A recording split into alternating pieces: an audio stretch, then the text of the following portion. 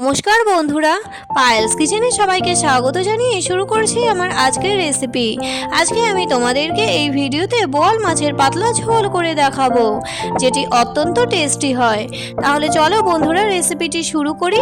প্রথমে বোয়াল মাছ পরিষ্কার করে ধুয়ে নিয়েছি। এখন মাছগুলিকে স্বাদ মতো নুন, হলুদ আর কিছুটা পরিমাণে সরষের তেল দিয়ে মেখে 10 মিনিটের জন্য রেস্টে রাখছি। 10 মিনিট পর কড়াতে সরষের তেল গরম করে ম্যারিনেট করে রাখা মাছগুলি ভাজার জন্য দিয়ে দিলাম।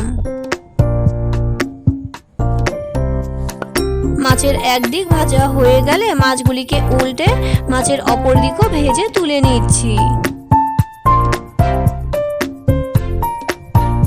এখন কিছুটা তেল কমিয়ে রেখে ওই তেলে ঝোলের জন্য ফোড়নে দিচ্ছি শুকনো লঙ্কা, গোটা জিরে আর তেজপাতা।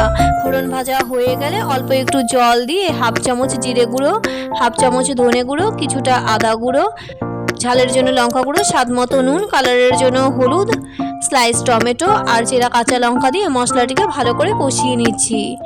মশলা কষানো হয়ে গেলে আর মশলা দিয়ে তেল ছাড়তে শুরু করলে ঝোলের জন্য পর্যাপ্ত পরিমাণে জল দিয়ে দিচ্ছি। ঝোল ফুটতে শুরু করলে ভেজে রাখা মাছগুলি দিয়ে দিলাম। এখন লো ফ্লেমে 7-8 মিনিটের জন্য ঝোলটিকে ফুটিয়ে নিচ্ছি। 7-8 মিনিট পর আমি ঝোলটিকে কিন্তু নামিয়ে নিয়েছি। তোমরা ঝোলটি নামানোর আগে কিছুটা গরম মশলাও ছড়িয়ে নিতে পারো। তাহলে বন্ধুরা, আমার আজকের এই সিম্পল রেসিপি তোমাদের কেমন লাগলো অবশ্যই কমেন্ট করে জানিও।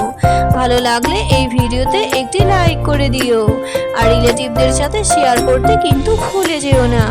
আমার নতুন নতুন রেসিপির আপডেট পাওয়ার জন্য এক্ষুনি আমার চ্যানেলটিকে সাবস্ক্রাইব করে নাও। আজকের মতো এই পর্যন্তই। আবারও আসছি নতুন কোনো রেসিপি নিয়ে। ততক্ষণ পর্যন্ত সবাই সুস্থ থেকো ও ভালো থেকো। টাটা।